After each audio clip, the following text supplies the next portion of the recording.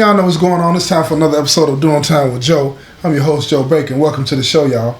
Now listen, Orlando's girl, she goes home and she's panicking. She's nervous, she's shaking.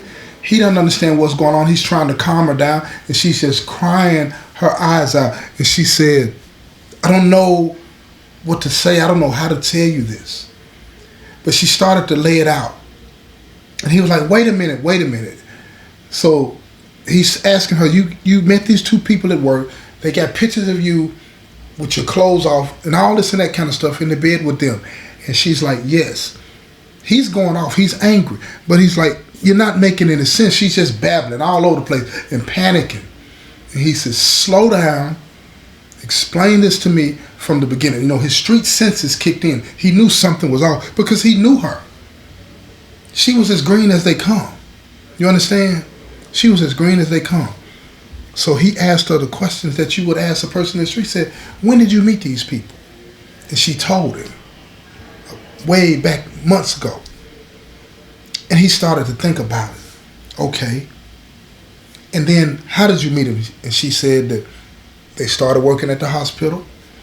How did you get to know him? She told him that their husbands or boyfriends are locked up in another state, and when they get out, they come into this state to live. And we had something in common, so we started having lunch. And then I invited him over here, and he said, the ones that I met, he was like, yes. And she was like telling him everything that she could about him, answering every question that he had. And slowly in his mind, he started to put a puzzle together, but it was still missing something. Why would they do that? He didn't understand why they would do that. So he asked her, he said, is there anything about you that I don't know? And she was thinking of everything she could, and she was like, yeah, but when we first got together, I was seeing somebody else at the same time I was seeing you. Now that pissed him off, but this was early on. And he said, what was his name? All the usual questions. And how long were you with him and what'd you do and all this and that. Because he got upset, but he calmed down because he's in street mode now. He's in street mode. He's trying to decide, can I trust this person? You feel me? That's what this is. So she starts to tell him, and she says, I'm sorry, saying all of these different types of things, crying still. And he said, look, something is off. You need to calm down. He's getting real aggressive with her. You need to calm down because I need to figure out something. And she said, I did not do anything. And then she remembered when they asked her to be in a threesome with them. She told him no. And he said, what did you do then? She said, I got up and I went to the restroom. When I came back, we continued to have some drinks. And the next thing I know, they got pictures of me. And he said, you left your drink? She said, yes. And he said, they must have put something in your drink. And she sat there and she was staring at him. And she said, I did feel sick the next day. Head was hurting and all of these different types of things. And then he started to put the puzzle together some more. But why? Why would they do this? And she was like, I don't know. And he started to think back over what had been going on in his life, in their life, before this happened, before she met them. And the only thing that he could conclude was Jayen. He said he has to be involved in this somehow. Has to be. And she was like, why? Why would he do this to me? And Orlando looked at her, he said, because of me. Me. He must believe that if he gets rid of you, then I'll get back in the game. I'll fall all the way out. And she sat there and she got to thinking about what she did when she went to her friend at the police department. She said, that is what must have made me the target. But Orlando was still upset. He's looking at her, he said, how could you allow yourself to get caught up like this? See, when you get angry and you can't get at the person that's really that you believe the source of the anger, it's the person that's closest to you. And he started to talk aggressive to her and take it out. And she's never seen him like this. He's in full street mode now because he's upset. He's angry, he's hurt, he's mad. And yeah, even though he's come up with a plausible explanation as to what might be happening, he's still looking at her cross-eyed. You played yourself. You played yourself. And what happened to him in that moment, in those moments, was his mind started to slip back into the streets. And see, when you got that street mentality, you start to doubt everything around you. You can't trust anything. You're suspicious about everything. That's another thing y'all need to understand about being in the streets. It makes you question everything. You cannot have trust for anybody because you don't even trust yourself. So his mind started slipping, and he remembered a class that he had taken in prison. He remembered a class he had taken about cognitive thinking. And he remembered exactly what was happening to him. That process of mentally getting back in the game before you actually physically get back in the game. And he stopped himself from thinking like that about her. Because he knew if he let those thoughts run wild, that it wouldn't be long before he did something stupid. So in that, he recognized that what Jayen was trying to do was almost working. But he caught it. And that's what I want y'all to understand. Don't be about this life. But let me get back to the story. I got to get back to the story. Now listen. So now he has to figure out what to do. Because the pictures are not going to work now, because they're going to show him the pictures and it's not going to work though. But that doesn't mean that Jayen is going to back up. Doesn't mean that at all. Orlando needs to find a way to end this once and for all, in a way that doesn't cause him to go back to prison, and in a way to where he doesn't necessarily hurt Jayen in a way that is too permanent. But he has to find a way to make him back up. Has to. So he tells this girl, wait a couple of days and try to smooth things over with the girls at work, and then invite him to the house. She tried to talk to him at work, but they had totally changed. They were in gangster mode at this point. They don't care nothing about it. They were there to do a job. They did it. And now it was all about following through and making sure that she's out of there before they leave. That's it. But she invited him over to the house. She said, look, let's just forget about this, and all those kind of stuff. They didn't want to hear that. So she invited them by for drinks anyway. And they looked at her like, she's a sucker.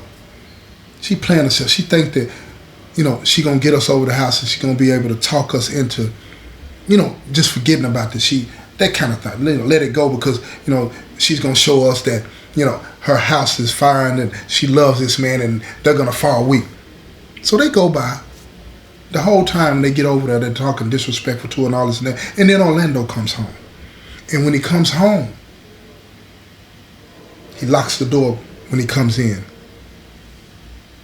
Turns around to them and he tells them, look, with his hand in his waist, empty your pockets. Put your purses on the table. Now, his girl didn't even know he was coming like this. She's never seen him like this. But he had a rough side to him. But the two females, they've seen this before. They've seen a man that felt trapped in a corner and how he'll come out fighting. So they didn't dare, because he had the ups on him. They didn't dare try him because it wouldn't have ended well.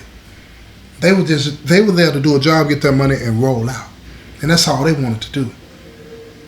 So they dropped the purses on the table and emptied their pockets from anything. They didn't have but a few little items in the pockets and stuff like that.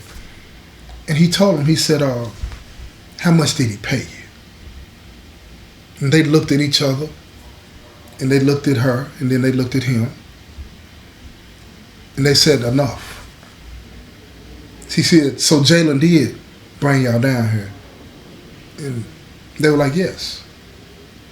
So what for? What's the plot? He asked them. And they told him to break y'all up so that you will get back in the streets. They gave it all up. See, they were business people. They calculated that they had already gotten their money. They're not willing to die for this job. They're not even willing to get hurt for this job. It doesn't matter to them what happens at this point. The gig is up. The gig is up. It's not going to work anyway. So they're trying to cut their losses, get on out of town. You feel me? So after they finish telling him everything about what's going on, he tells them, he said, you got one choice and one choice only. You leave now and won't nothing come of this. You don't say a word about any of this to Jayen. And if you do, you tell him that I don't know anything. Give him the pictures. They agreed to give him the pictures and leave. So he let them leave. Now, it's no way for him to know if they were actually going to be truthful about what they said and keep their word about what they were going to do. And he calculated that into his plan. But he waited. And he waited. A whole week went by. He hadn't heard anything from Jayen. And then one day while he was at work on break, Jayen pulls up. And he motions to him to come to him. He wants to talk to him. And when he walks over there, he sees the brown envelope in Jalen's hands. And Jayen said, brother, I want to apologize to you for the way that I treated you before. I was wrong. But I got something I want to show you. And see, Jayen didn't know that Orlando knew. He had no clue because the females, they didn't tell him. They went on about their business. Cut their losses. Took their money and went home. So Jayen hands the envelope to Orlando. Orlando opens the envelope and he sees these pictures of his girl in the bed, legs here, legs there, you know, all of this and that on the knees, back up, all of that, everything. You understand what I'm trying to tell you? I'm trying to paint a picture for you. Imagine that. All of these different things that are going on, right? And he takes the pictures, puts them back down in the envelope. He said, where'd you get these?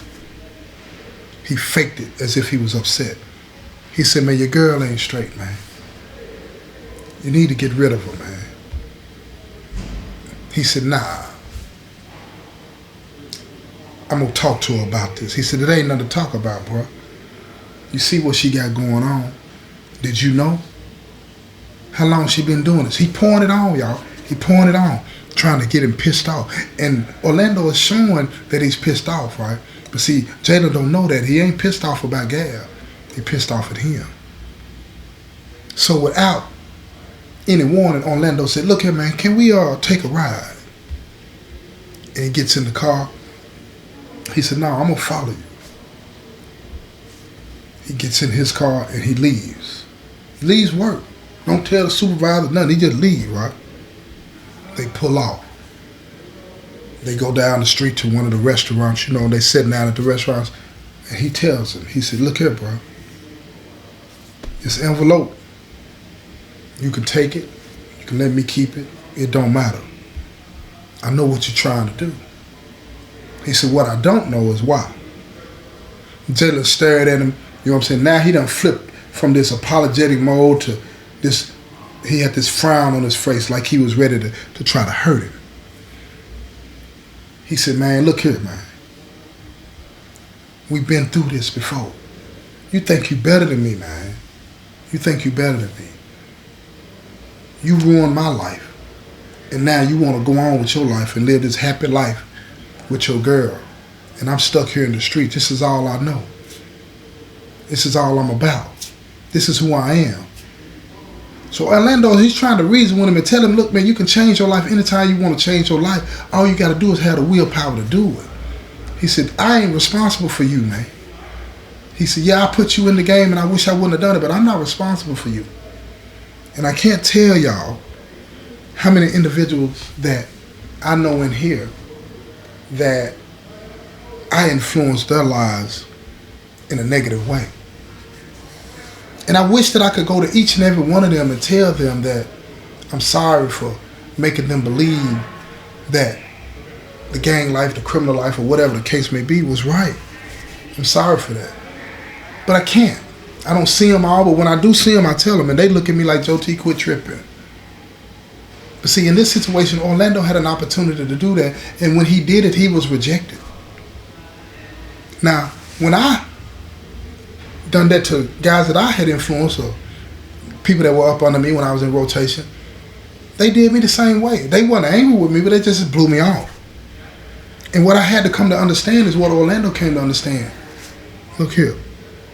You can't make somebody stop doing something that they want to do, even if they blame you for the reason that they're doing it. I want that to sink in. You can't stop somebody from doing what they want to do, even if they blame you as the reason that they're doing it. At some point, they decided that they like it. At some point, they have decided that this is where they want to be. Now, does that mean that they're not suffering some kind of trauma? No, that's not what that means.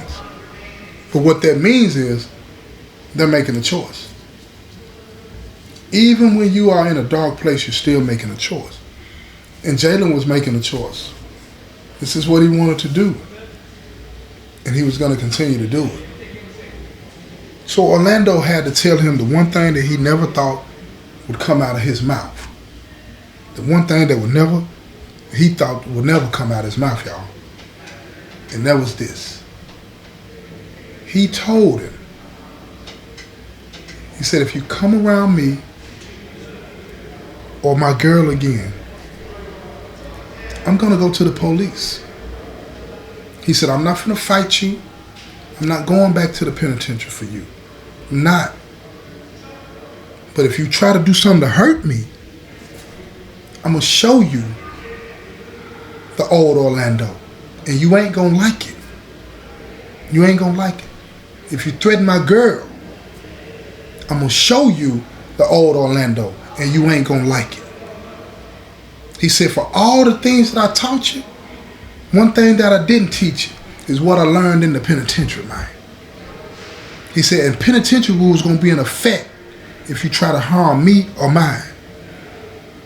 See, he had to get aggressive with it and let him know you ain't dealing with no sucker. And I don't want to do it to you. You'd rather I call the police on you than put my hands on you. Now, Jayen is standing there looking at him, and now I'm going to tell you something. You know, you can tell when you got somebody's attention. I'm telling you, you can tell when you got somebody's attention. And Orlando knew he had Jayen's attention because Orlando was showing him a face that was familiar to him. Jayen saw Orlando that day. He saw the old Orlando that day. The one that he had seen putting in work on the street. The one that he had seen slapping a person around for $10. He remembered that face. And it shook something in him. Shook something, y'all. He walked back to his car, got in the car, and he drove off. Never to say another word to him. Yeah, he still spread rumors about him in the street, talk crazy about him in the street, calling him the police and all this and that, telling everybody that he wasn't straight. But see, Orlando didn't care nothing about none of that. He didn't take the bait on none of that. As long as he left him and his girl and his family alone, he was cool with it. He was cool with it. You heard the saying, y'all. Sticks and stones may break my bones, but words will never hurt me. And that's where he was at. Whatever he was saying wasn't going to bother him.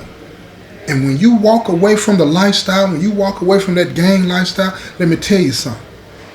You can't let what they say bother you. But you got the right to defend yourself.